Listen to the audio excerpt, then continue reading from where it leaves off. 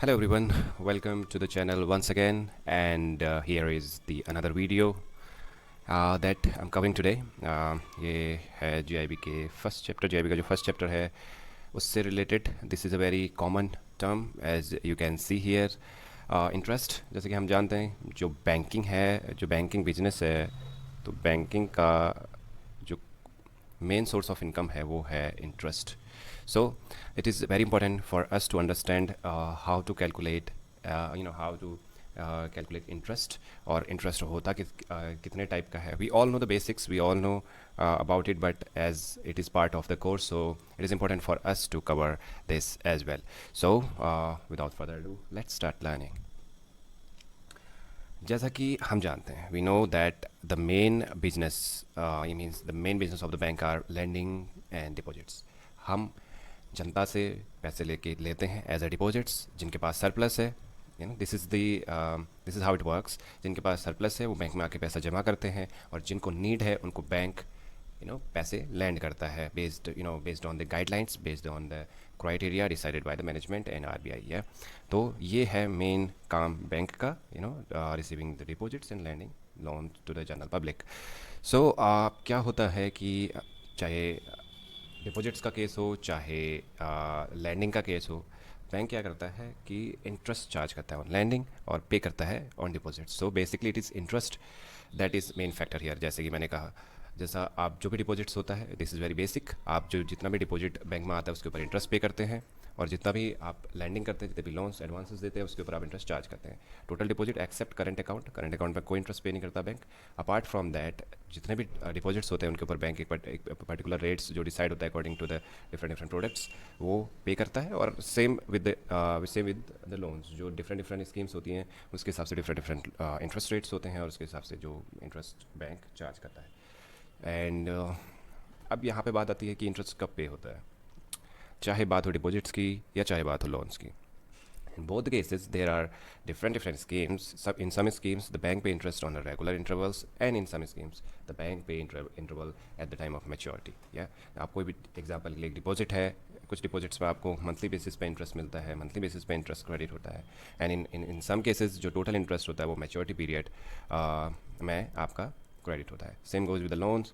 Most of the loans जो interest पे होता है वो रेगुलर इंटरवल्स पे, जो भी आपकी EMIs रहती हैं, फॉर जब मंथली EMI आप मानिए तो आपका इंटरेस्ट हर महीने चार्ज होता है, हर क्वार्टरली चार्ज होता है, हर ईयरली चार्ज होता है, based on the rules and regulation of that particular scheme.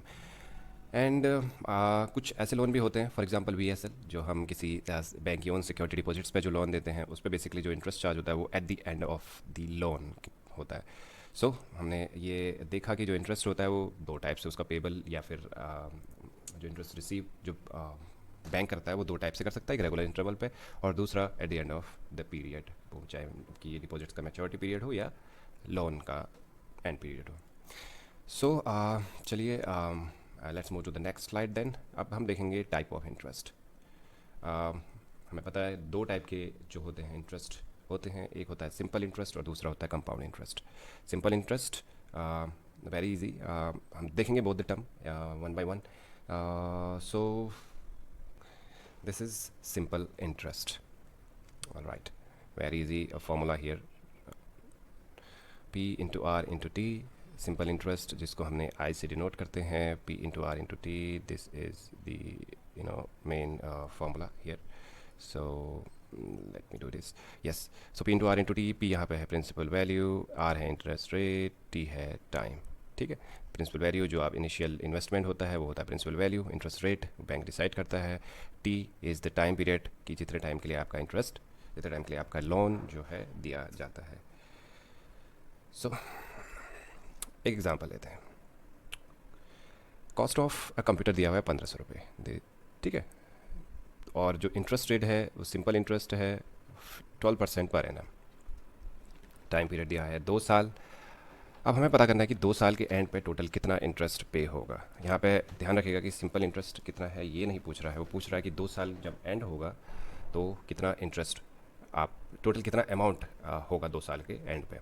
जैसे कि हमें मालूम है टोटल अमाउंट होता है, हमने देखा टोटल अमाउंट होता है P+I, जैसे मैंने यहाँ पे ऑलरेडी लिखा है. ठीक है, P+I.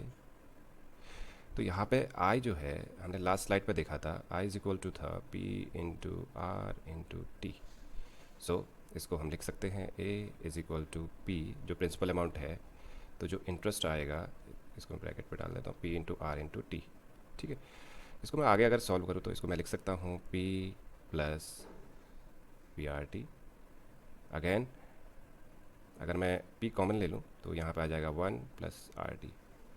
ठीक है, तो दिस इज़ द फॉर्मूला जो मैंने यहाँ पे लिखा है। ठीक है, तो इससे हम इजीली निकाल सकते हैं। देर इज़ जो दूसरा मेथड है वो भी है कि 2 साल का आप टोटल पी आर टी निकाल लें। ठीक है, पी आर टी 2 साल का निकाल लें और उसको टोटल प्रिंसिपल पे ऐड कर दें इसको।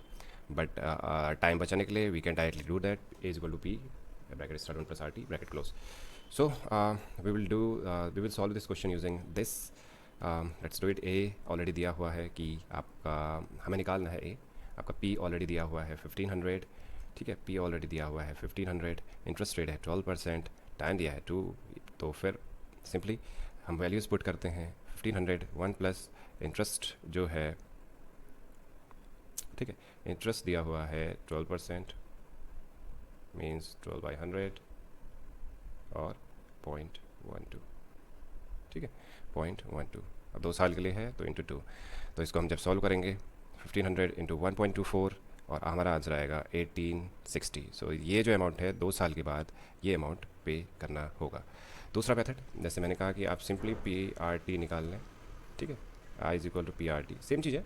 अगर आपको फॉर्मूला याद नहीं है उस केस में भी, because this is the very easy formula जो हम बचपन से सीखते हुए आ रहे हैं और हमें बहुत ईजिली याद रहता है। तो पी आर टी यहाँ पे पी की वैल्यू हम रखेंगे 1500। ठीक है, और आर की वैल्यू हमें मालूम है P, sorry this is into R की वैल्यू है 1.2 इंटू 2। ठीक है, तो इसको जब हम सॉल्व करेंगे तो जो वैल्यू आएगी उसको हम ऐड करेंगे आपके टोटल प्रिंसिपल पे। प्रिंसिपल है हमारा 1500। ठीक है, 1500 प्लस 1500 इंटू 0.24। जब आप ये सॉल्व करेंगे तो आपका आंसर यही आएगा। सो दिस इज़, ये था आपका पूरा सिंपल इंटरेस्ट। बहुत ही इजी, बहुत ही आसान है इसको निकालना। एंड आपको ये ध्यान रखना है कि आपको क्वेश्चन में पूछा गया है। आपका कई बार होता है कि पूछा सिंपल इंटरेस्ट होता है और हम पूछा अमाउंट होता है कि जैसे इस क्वेश्चन में था कि 2 साल बाद कितना अमाउंट होगा, और हम ऑप्शन में सिंपल इंटरेस्ट भी दिया होता है और हम सिंपल इंटरेस्ट कैलकुलेट करके केवल सिंपल इंटरेस्ट पे टिक कर देते हैं और हमारा क्वेश्चन कर लेता है। So it is very easy. केवल इसी क्वेश्चन के लिए नहीं, केवल इस टाइप के क्वेश्चन के लिए नहीं, किसी भी टाइप के क्वेश्चन के लिए कि जो क्वेश्चन होता है उसको प्रॉपर रीड करें एंड हम देखें कि हमें क्या क्या दिया गया है और हमें क्या निकालना है। So this is the way to find out simple interest. Now अब हम देखेंगे कंपाउंड इंटरेस्ट। कंपाउंड इंटरेस्ट का फॉर्मूला है ए, यहाँ पे लिखा है देखिए P 1 plus R to the power T. Simple, A यहाँ पे है अमाउंट किसी पीरियड के बाद, पी है प्रिंसिपल वैल्यू, आर है रेट ऑफ इंटरेस्ट, टी है टाइम, कितने टाइम के लिए। अब हम वही है, A amount of money accumulated after N year including interest, तो टोटल इंटरेस्ट को इंक्लूड करते हुए जो एक्यूमुलेट करते हुए जो आपकी अमाउंट आएगा। पी है आपका प्रिंसिपल वैल्यू, आर है रेट ऑफ इंटरेस्ट, टी है टाइम, और इसी से हम निकालेंगे कंपाउंड इंटरेस्ट। सो कंपाउंड इंटरेस्ट फार्मूला हमें मालूम है, इजी। अब मेन बात आती है, जो मेन हाँ कई बार हम मिस्टेक्स करते हैं वो हम करते हैं जो फ्रीक्वेंसी होती है।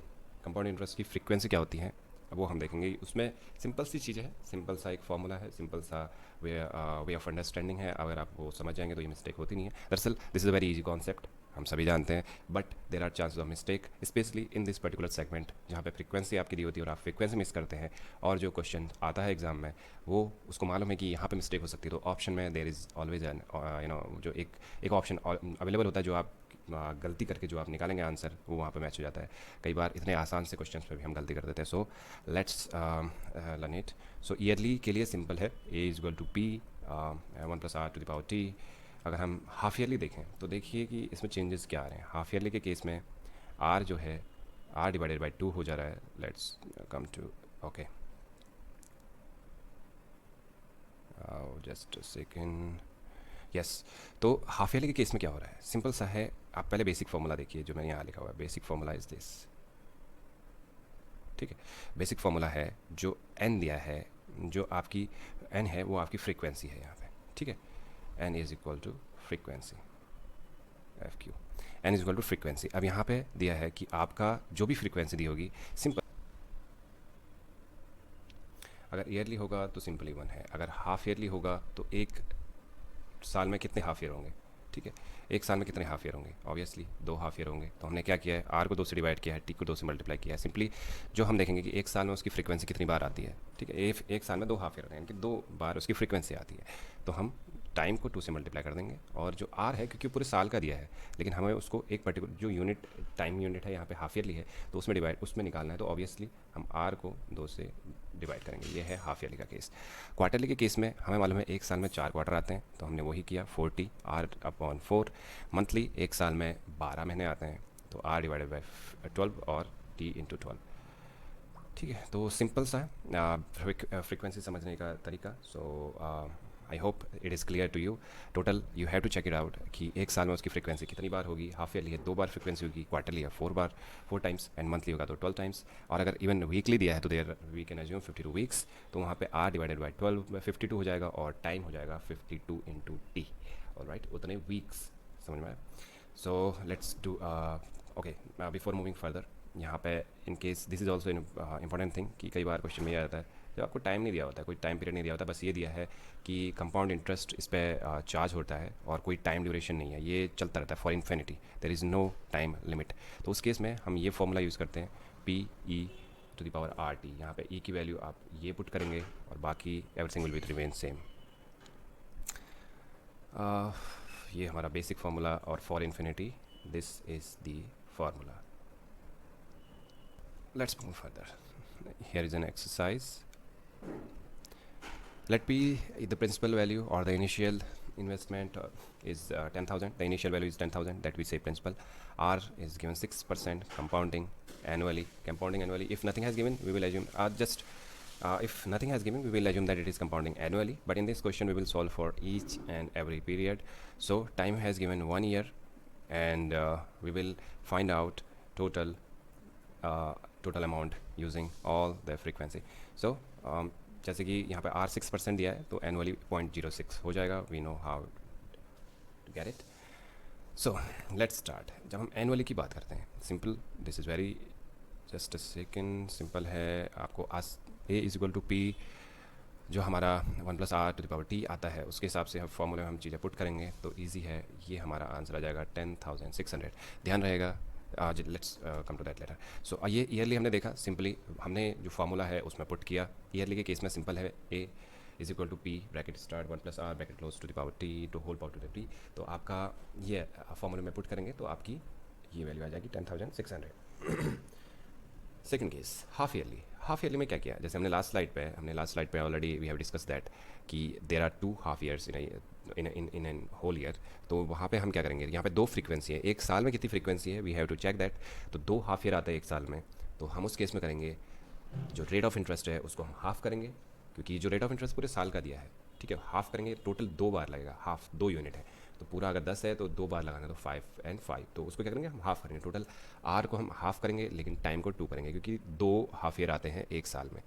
ओके, सो हम पुट करेंगे इधर, जैसे कि R अपॉन 100 था, तो इसको हम सॉल्व करेंगे 10,609, ये आ जाएगा। अगर क्वार्टरली देखेंगे, सेम केस, जैसे हम ऑलरेडी डिस्कस कर चुके हैं, एक साल में 4 क्वार्टर आते हैं, तो R upon 4 40। Again we will put everything in the formula and calculate that. We will find it for 4th year. Again, monthly, there are 12 months in a year, it means there are 12 frequency will be 12, so the time will be multiplied by 12, and the rate of interest, subsequently the rate of interest will be divided by 12 as well. So again, we will put everything in the equation. We will find out that 10,616 as our answer. Again, here is last weekly, and this is, I left here, this is an exercise for you. जैसे कि मैंने already बताया, weekly के cases में we usually take 52 weeks. So simple है। अब इसमें आपको मालूम है टोटल फ्रीक्वेंसी हो जाएंगी 52, इट मीन्स टाइम हो जाएगा T इंटू 52, R हो जाएगा R अपॉन 52। ऑलराइट, एंड बाकी एवरीथिंग P आपका सेम रहेगा, R आपका सेम रहेगा, ठीक है। तो इसको आप इक्वेशन में पुट करेंगे तो आपका आंसर आ जाएगा। एक चीज़ जो आप देखेंगे कि जितना फ्रीक्वेंसी ज़्यादा होगी उतनी वैल्यू ज़्यादा आएगी। देखिए, ये ईयरली था, ये हाफ ईयरली था, ये क्वार्टरली है, ये मंथली है, तो जितना आप फ्रीक्वेंसी ज़्यादा होगी उतनी उतना आपका अमाउंट ज़्यादा आएगा। Simple. So this is it for this video, and we have learn about the basics, जहाँ पे हमने देखा सिंपल इंटरेस्ट, जहाँ पे हमने देखा compound interest, alright, and compound interest, this is the very basic. यहाँ पे हमने देखा ए इज़ इक्वल टू होता है, just a second, A is equal to होता है P one plus R T, ठीक है। और यहाँ पे we know already A is equal to P one plus R to the power T, इसको आप 100 भी कर सकते हैं, चाहे आप डायरेक्ट ले लें। तो ये फ्रीक्वेंसी देखा कि एक साल में, पूरे एक ईयर में कितनी फ्रीक्वेंसी होती है। ईयरली देखेंगे तो साल में एक साल आता है, तो उसको हम 1 लेते हैं। हाफ ईयरली साल में 2 आते हैं, तो हम वहाँ पे फ्रीक्वेंसी 2 लेते हैं। जो फ्रीक्वेंसी जब जो भी होती है उसके लिए बेसिक फॉर्मूला होता है R upon that frequency, and T की जगह आ जाएगा जितना frequency into T. So this is all from this. There are 2 study groups, you can find it. Facebook में आप फाइंड आउट, सर्च करिए आप crack JIB, JCIIB, and in Telegram as well try search crack JCAIIB। तो इस आपको सारी videos यहाँ पे सीक्वेंस में मिलेंगी। आपको बहुत इजी होगा चीज़ें फाइंड करने में। अगर कोई चीज़ किसी भी वीडियो में कोई डाउट है, you can easily go there and try to reach there very easily. And this is a Facebook group, यहाँ पे आप अपनी queries डाल सकते हैं, and I'll try my best to solve them as soon as possible. So I just created them, so come and join to get maximum out of these sources. So this is it from this video, and yeah, stay updated, stay safe, and yeah, keep learning. Yes, see you in the next video. Thank you very much.